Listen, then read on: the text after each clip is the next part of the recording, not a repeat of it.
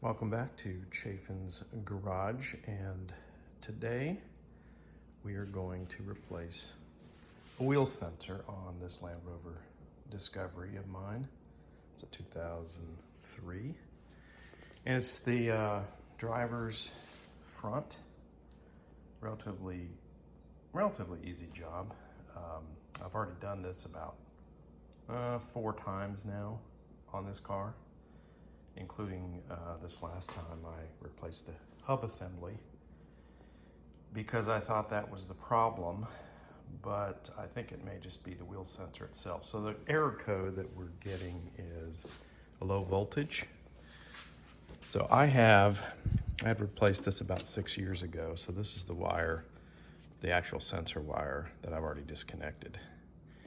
And I have it spliced in here, which, depending on who you listen to, is not recommended.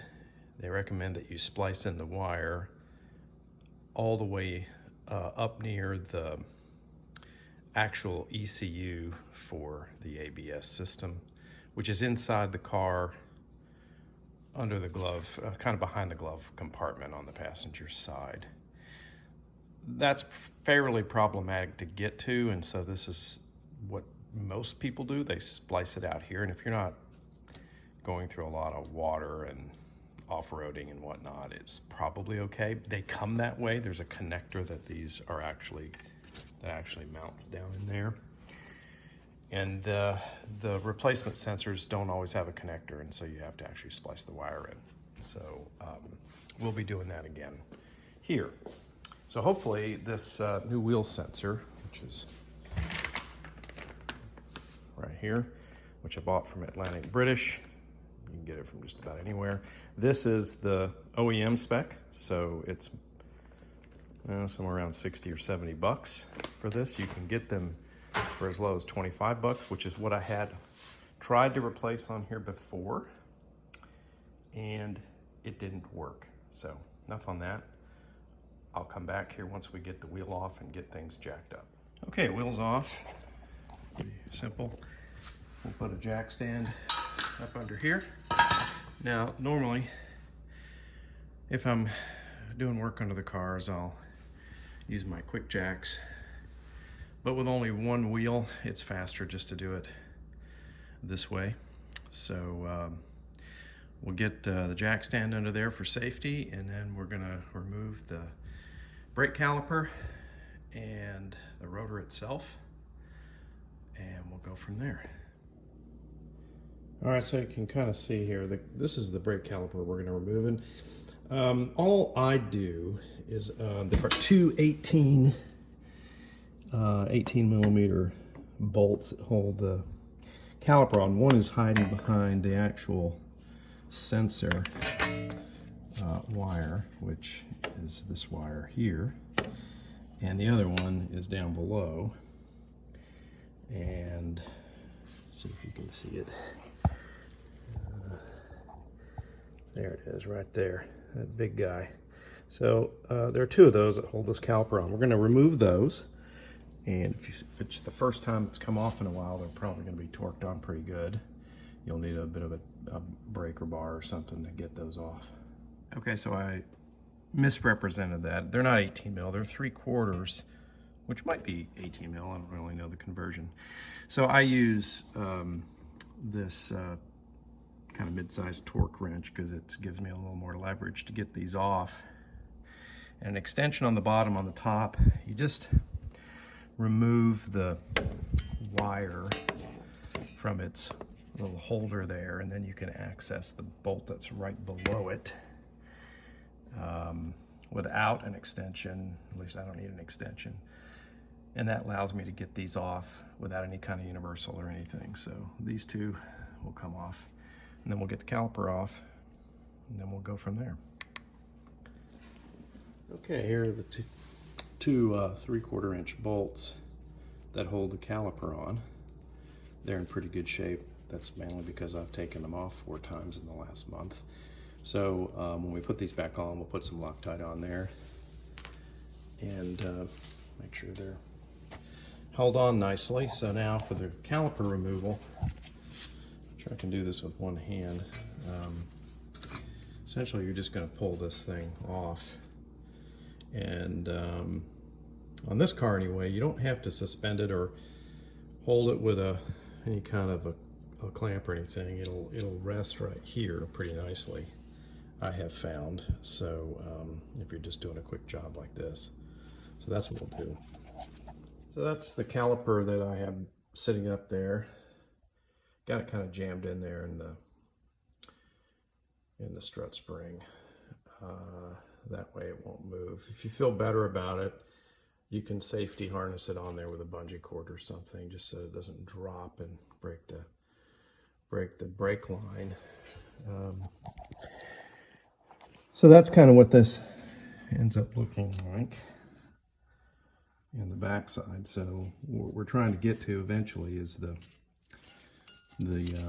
sensor, which is going to feed down here into the wheel hub assembly.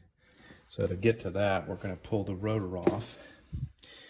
And this, if you haven't pulled the rotors off the car in a while, this requires some patience because they can be on there pretty tight. This one won't be a problem because I've pulled it off recently. So and you can see probably that this is all shiny and new. That's because I replaced the wheel hub assembly. And if you're going to replace the wheel hub assembly, this guy, this 32 mil nut, can be a real booger to get off. You need some patience with that. You might even need a propane torch to add some heat to it and some anti-seize and some pounding. And what eventually got it for me was an impact, a higher voltage impact drill that got it off actually rather easily. So you might just go with that. But anyway, we're just going to pull the rotor off. So there is a retaining screw here that we'll take off. And then we'll just back this thing off and then we'll go to the next step. Okay, so rotor's off. This is what it looks like. The piece we're after is right here. It's held on by a 5mm little Allen bolt. So that's 5mm to get that off. So I use this. And that should come off. I mean, it may be on there pretty tight. Again, if it hasn't come off in a while, this one's been off, so really not hard to get that off. And then once we get this out, the actual sensor will just pull out of there. Try not to get any dirt down in there. So if you want to put a little covering or paper towel or something in there while you're working, we're installing the other one. Mine's going to be pretty quick. The other one's going to come right on. So so the next thing, you pull this out, and then you'll have to, take the wire off, all the different fasteners here. And here's the piece that, right there, that it goes up into through the wheel well, up into the engine bay. And you just pry that out with a little screwdriver. That's just a rubber grommet, and then the wiring you'll feed back through. You can't get this through that hole. So you've got to have, the only way to do that is to pull the hub assembly off, which is 4 bolts. Which you can do, but if that hasn't been off in a while, that's also going to require a bit of patience. This one's been replaced, but easiest thing to do is just come this direction. So you'll pull the wire through here, you pull everything, and it'll come out. The rubber grommets and all will come through there, but because they can contract. But if you try to put this through, it won't go through the other way. Okay, one thing I forgot about, that you will have to pull one of the bolts off, that top one that has that blue retainer. That blue metal piece holds the wire that provides the wire support before it goes out to where it fits into the hub. And so in order to get the wire out of there, you've got to pull that blue piece off. Well, the only way to get the blue piece off is to take that bolt out, which is, I believe, a 15 millimeter, and it's one of the hub assembly bolts. There are 4 of them, so you don't need to take the others out. You'll only need to take this one out, and then you'll be able to get the wire through there. This is what the hub assembly bolt looks like. And there's that metal piece that holds the wire in. So now the wire can come through, and again, I'll do this without off camera, but it'll all pull through there. It just has to, you have to wiggle it through. And you may have to put, this is a good time if you want to check your hub assembly. And if you have the other wheel off the ground, you can rotate and see the actual exciter ring in there move. But I don't have the other wheel off, so I can't show you that. But you can look down in there and see, if there's a lot of dirt, or, is it broken, or are there pieces, or that could be your problem. This is brand new on mine, so shouldn't be the problem. Okay, so here's the old wire, which I cut to just make it, where I didn't have a lot of extra wire in the engine bay. So they're all the same, they come pre-done with the grommets, and those are gonna fit nicely, or they should. And then they give you a lot of extra wire, because what they really want you to do is go all the way to the glove compartment. I will probably leave that wire intact this time, and just in case I need to go all the way, if I've got a problem in the splicing, and I need to troubleshoot more. But in any case, this now will feed reverse. You just reverse feed it going back that direction now. And then once we get all that put in, we'll put everything back together and see if she'll work. So it's just reverse order at this point. So wire goes back in, the sensor will get put down in there. You just put the 5 millimeter hex in there and get all your wires fastened on their positions. Put the frame back in with the hub assembly bolt, and get the rotor back on, caliper back on, make sure things are torqued properly. Use some Loctite on the bolts that you've taken out, and that's about it. So relatively simple job, particularly if you've done it once or twice. Okay, a couple of things that might be helpful. If you're having trouble accessing,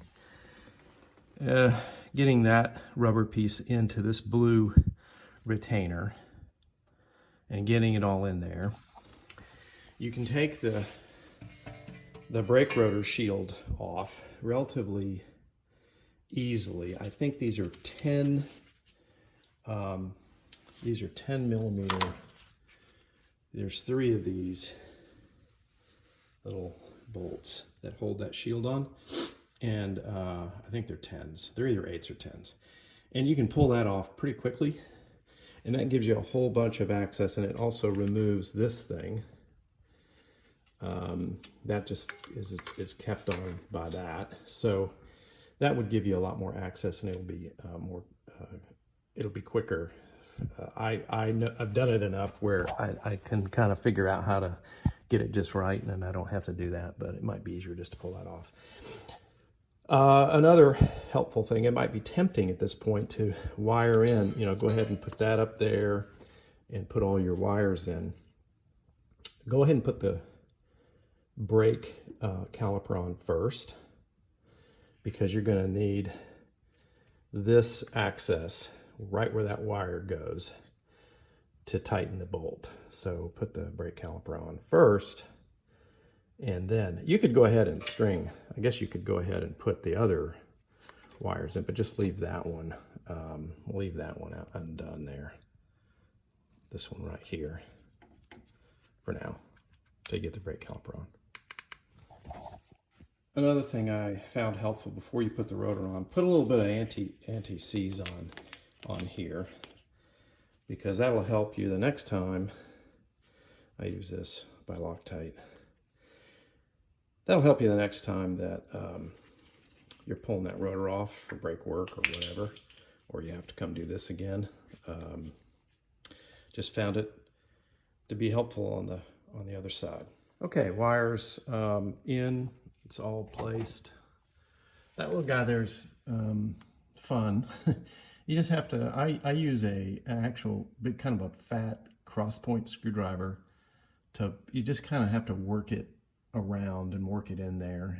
It's again, it takes practice, but once you get that done, you're in. So now's a good time to inspect everything, make sure that you got no extra parts laying around, that your bolts are in, they're in and properly torqued, and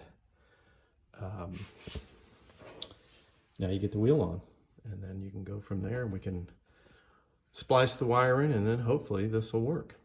Okay, so we're back in the engine bay. Here, where the wire comes in from the wheel well, and they give you a lot of wire,